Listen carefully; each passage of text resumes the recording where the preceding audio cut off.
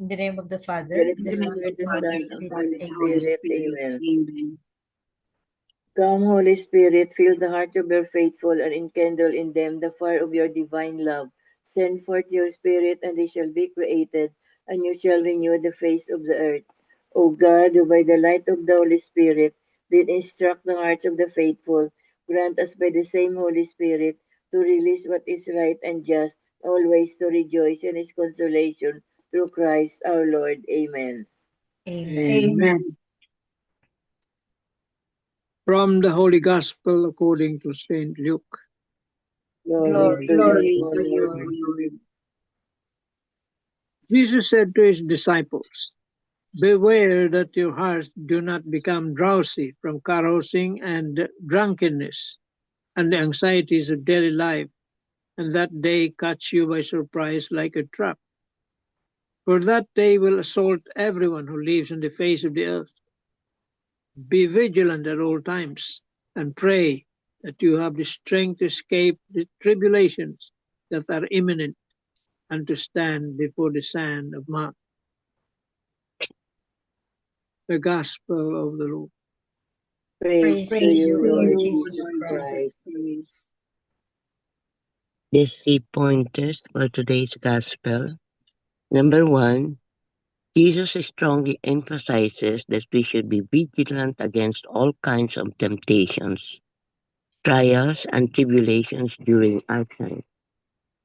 Number 2, he encourages us to persevere daily in our development of a strong prayer life.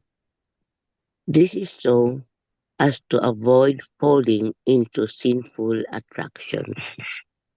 Number 3, let us seek the inspirations of the Holy Spirit to guide us daily and the strength to grow in our relationship with our Lord more fully and personally.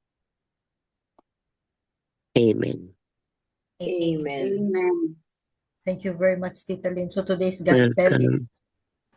today's gospel is just the subject is like the past days, no? It's about be prepared, be vigilant, be prepared. Jesus is coming. Be strong during trials and tribulations and tests and all these things. And then the gospel is telling us no na what we're gonna do is prepare and pray. We pray. So, I'm going to share to you ako muna, Tito Mans. This is very, very nice na from, I got this from, a very nice, homilist. So, it says here, be on the guard. Okay. We are now in the last days of the liturgical year. The gospel today is Jesus' gentle but urgent reminder. No, itong reminder ni Jesus. Be on guard, stay awake, pray constantly. Yun. These are the simple words, but they carry a deep message for every Christian, every family, or every nation. So be on the guard, sabi, because the real danger is not outside. The real danger is not outside. It is but inside our heart. Yun. Jesus wants us not to let our hearts become drowsy or sleepy, heavy, insensitive, or numb. He mentions three things that can make the heart fall asleep. Three things Jesus mentioned that the heart will fall asleep, no, or become drowsy. Dissipation, or the life scattered, unfocused, over entertained. Wala ka sa focus. Next is drunkenness. Not only alcohol, but anything that intoxicates us and pulls us away from God. Ang drunkenness na ito is not only alcohol, no, but mga worldly things that are intoxicating, intoxicating and eventually will make us go astray or away from God. And then the anxieties in daily life. Lahat tayo naka-experience, no, daily life, the anxiety of our daily life. These worries will slowly bury faith and trust. Kasi kung may anxiety, kung anxiety tayo, that means na kulang ang faith natin. So how true this is today. We may not be doing anything obviously wrong. Akala natin good tayo, no? Yet our hearts can slowly drift far from God because we are too distracted, too entertained, too anxious, or too tired to care. But Jesus says, guard your heart, because when the heart sleeps, sin enters quietly. And when conscience becomes numb, evil becomes normal. Ito ang warning ni Jesus, no? And Jesus also said, stay awake because the Lord is constantly coming into our lives. Stay awake, be conscious of our surroundings. So because every single day of our life, no, Jesus comes. Jesus passes by in our life. Stay awake tayo, conscious tayo na Jesus pala is ginabisitahan na tayo. Staying awake does not mean living in fear. It means living with attention. Ano natin ang attention? Awareness and openness to grace. So there are two comings of the Lord, no? He's coming at the end of time, na mention ito sa gospel, and He's coming every day in our life. He's coming every day quietly through people, through opportunities, through invitations to do good. Yun, visitations of Jesus in our life. So, itong mga example ni Jesus, no? A person can attend mass every Sunday, yet he is spiritually asleep. A leader can talk about God, yet be morally blind. Yan. A priest can preach the gospel, no? A priest can preach the gospel, yet fail to see the suffering around him. Mga examples lang ito. A nation can pray loudly, yet tolerate corruption silently. So, the gospel is not asking us to fear the end of the world. Ang gospel na ito is don't fear the end of the world. It is asking us to notice God every time He passes by. In the poor, in our families, in our conscience, in the quiet invitations to conversion. Pray constantly. Itong sabi ni Jesus, pray constantly because only prayer keeps the heart alive. So, Jesus really is urging us to be awake, be alert, be conscious, pray constantly. This gospel doesn't give us fear, no? Jesus doesn't want us to have anxiety and fear of this gospel because of the end. He wants us to be conscious that He is passing by in our life. And pray more often. Because prayer keeps the heart awake. Prayer keeps the conscience alive. Prayer strengthens us when we are tempted. Prayer protects the soul from corruption, greed, pride, and despair. And Jesus, as He promised, no, pray that you may have the strength to stand before the Son of God. So, this is the message of today's gospel. The coming of Jesus, that face the trials and tribulations in our life, pray constantly. Yun ang defense natin. Pray constantly. Amen. Amen. Ito, Mans.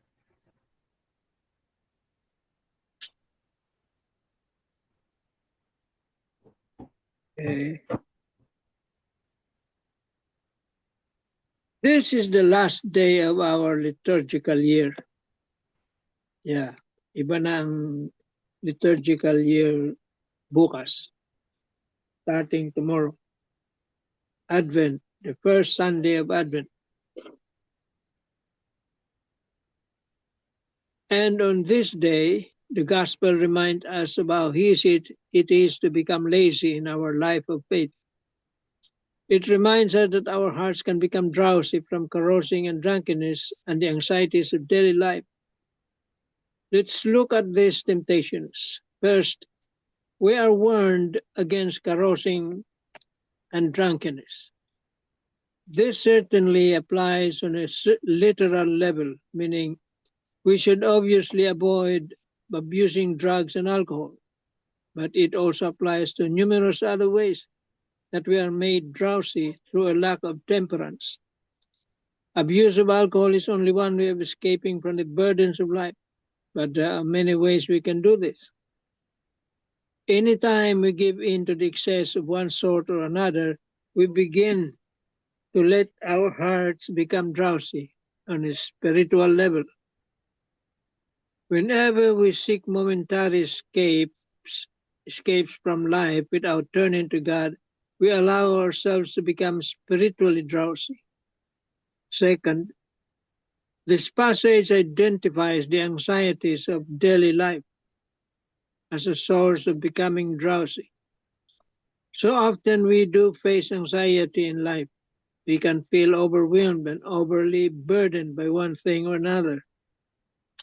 When we feel burdened by life, we tend to look for a way out. And far too often, the way out is something that makes us spiritual drowsy.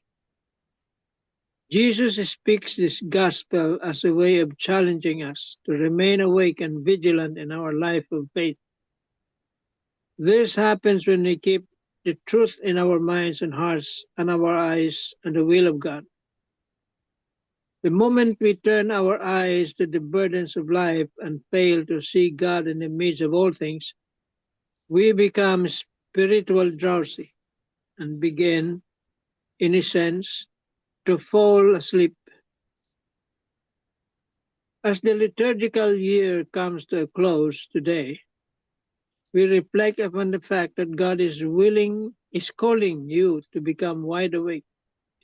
He wants your full attention, and He wants you completely sober in your life of faith. Put your eyes on Him and let Him keep you continually prepared for His imminent return. Yeah. Yung Amen. sinabi ni Tita MJ, almost the same message. Busy tayo ngayon. See? Dami natin pinagkakaabalahan. Malapit ng Pasko eh. Ha? Dami. And we lose our focus, which is prayer and recipient of the sacraments. See? Your spiritual well-being. Nakakalimutan natin. We are busy. Some other things.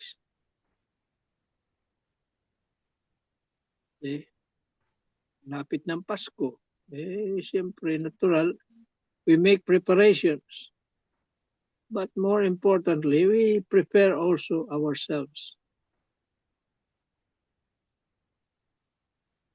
Ano ba ang panawagan ng Advent? Turning back to Him, repentance. See? Yun ang call dyan. Let's not forget that. Yung mga ganong panawagan. 4 weeks. 4 weeks yung Advent na yan. 4 Sundays. So we have time to prepare. Hindi lang yung mga dekorasyon na yan. We prepare our souls. We receive the sacraments. Prayer, most important. Very important yung prayer na yan. Minsan nalilimutan natin pag busy na tayo. Kaya let us be vigilant, alert, and let us not forget the more important things. Amen. Amen. Amen. Thank you, Tito Mas. So very true, no? The message of today's gospel. No? We really have to be prepared. We really have to pray more. Yan ang message. Jesus is calling us today, no? According to this gospel, no? Today, wake up your conscience. Sabi. Wake up your compassion. Wake up your faith. Ito ang mga panawagan. Wake up your courage to stand for what is right. Ito. Because we cannot change the world by being asleep or being sleepy or being indifferent. No, we cannot defend the poor if our hearts are numb. No, walang feeling ang heart natin. Paano natin ma-defend ang poor? No, paano tayo maka-help sa kanila if our hearts are numb? We cannot renew the church if our souls are distracted. So, ito ang mga messages na gospel for us and what to do to prepare. So, kasi sabi nga, if our hearts and our soul are sleepy or asleep, yun, we cannot pray more. We cannot have deeper relationship with our Creator. Sleepy. We cannot, and then, kung sleepy ang heart natin, no, hindi na natin we cannot anymore judge, no, na or decide na or conclude na what's going on is really bad. Prayers are really needed. Needed ang compassion natin for the least, the last, and the lost. Nagiging numb tayo. So, let us pray more because the message is really repetition. Ang message ni Jesus sa atin. No? Be vigilant, be prepared. Strengthen our faith, strengthen our relationship with Him. And tomorrow is the Advent, no? First day of the Advent, no? Let us prepare the coming of Jesus in our life. Make our hearts be the manger of Jesus. Let our hearts be the manger of Jesus. Amen. Amen. Amen. Any piece of your thought before the closing prayer?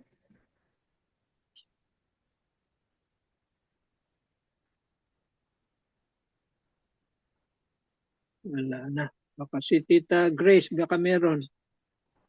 Wala ako ngayon, sorry. Lagi na lang wala. Okay. Time will come. Tita Lynn, you have something to say? Anything more? Just like as what you said, we always pray to avoid all temptations, to withstand trials and tribulations, and to give everything always to the Lord. That He is in control no matter what. Even if we want to do something, but it's not His will, so nothing happens. So we always have to pray and follow His commandments. Amen. Amen. Amen. Thank you very much, Tita Lynn. So that ends our gospel and reflections for today. Another beautiful gospel, another beautiful message. Like what we can say this again and again, that what Jesus was telling those people in biblical times, no, He is also telling us right now. And it's really happening. Everything in the gospel is happening. So let's keep on praying, be vigilant, prepare ourselves. Amen. Amen. Amen. Mega Belen. Yes. Lord, we give To you, our whole mind, heart, soul, and strength, help us to love you above all things. And from that love, help us to love those whom you have put in our lives. Jesus, we trust in you. Amen. Amen. Amen. Amen. And all together, please, glory be to the Glory be Father, to the Father, Father, and to the to to the the Son, Son, Son, and to to the the and Holy to the Holy Holy Spirit, Spirit, Spirit, as it as it as was it was in was the in in the the beginning, beginning, is beginning, is now, and now, is and now, ever and ever shall will ever be, be, shall The be, world the without world world without end. without end. Amen. end. Amen. Amen. Amen. In the name In of the the name of the Father, the Father, Son, the Father, and Son, Son the and of Holy the the Spirit. Holy Holy Spirit. Spirit. Amen. Amen. Thank you very Thank much. you. Thank you, Good thank Welcome. you, Good afternoon. Brother, Thank night. you. Good for all the morning. Good prayers. Good night. morning, God good evening. bless.